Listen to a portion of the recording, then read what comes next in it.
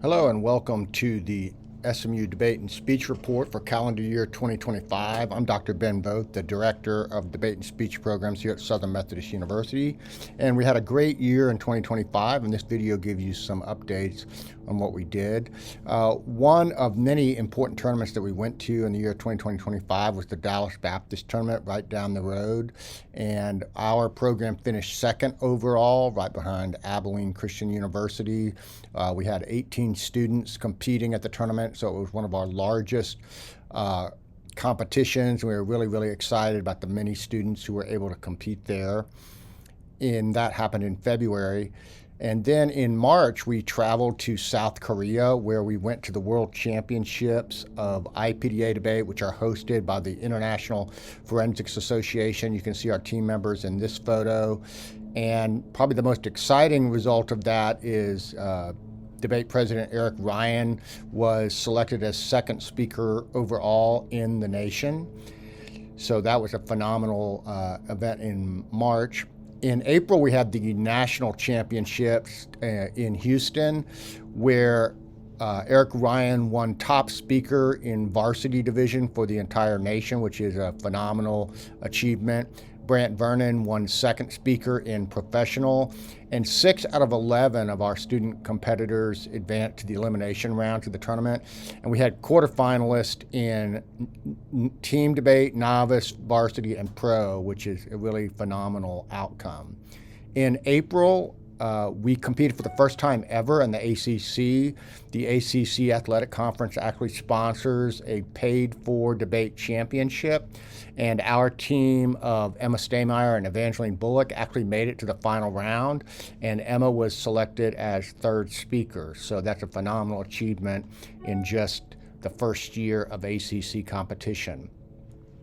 We also attended a public debate event where Paul Wooler and Vaughn Andralowicz competed against a team from the University of North Texas on the question of social media platforms, and we had a great time on the campus of North Texas with Brian Lane and the faculty there.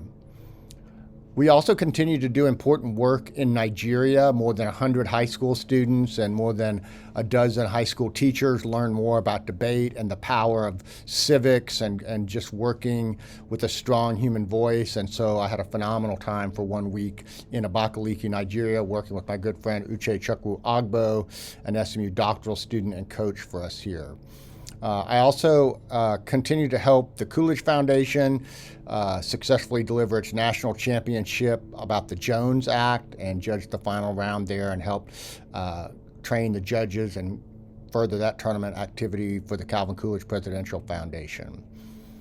I also published a debate textbook called An Invitation to Debate, Reasoning and Argument as Framework for Civil Society, and that came out in July of this summer. I attended a planning meeting in Washington, D.C., also in July. And also at the end of July, I was at the Alta Argumentation Conference to present research about important argumentation issues, including the president election of 2024, a paper about Wilson, Harding, and Coolidge, and also about IPDA debate. I also published an article about the gerrymandering of Texas that could be done by dividing Texas into 5 states and create 10 U.S. senators. That was published in The Hill. We also conducted a public debate about school vouchers for Texas in late April. I also conducted a podcast interview with Ian Lampert about presidential debates and the power of debate.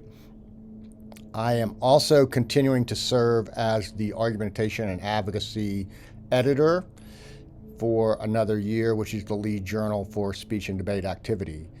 In the fall, we competed at Lee College and had some excellent performances by Sarah Tedeschi, Emma Staymeyer, and Hunter Fields in the novice varsity division. So that was fantastic work in September, with a number of students competing there.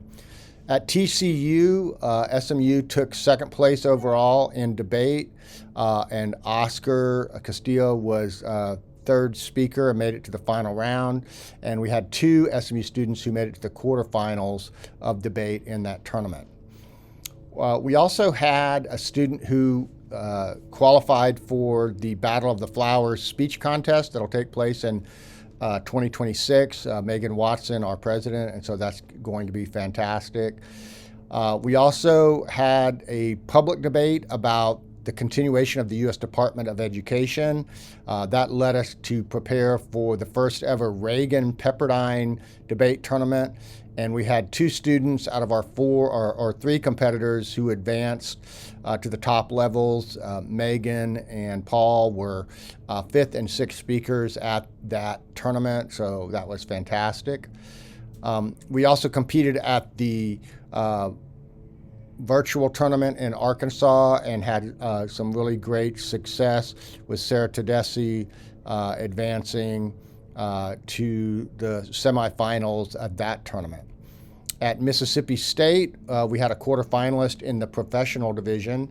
And just some general summary notes. We were very excited to welcome a new dean to Dedman College, where we are housed, and so we say thank you, Janan, for his excellent work and leadership and support of our program. And also always want to thank our coaches who work with us, Keith Milstead, Ross Sloan, Ryan Booth, Caleb Sims, and Brant Vernon, doing excellent work. So what's coming in 2026? Well, we've got the Coolidge High School Debate Qualifier here on the campus in January at the end of that month. We'll also go again to the World IPDA Championship, which is going to be held in Athens, Greece. We'll also host the Reagan High School Debate Qualifier and also attend the National Championship at MTSU in April. And SMU is the host site for the ACC Debate Championship in April. Thank you for joining us for this video summary.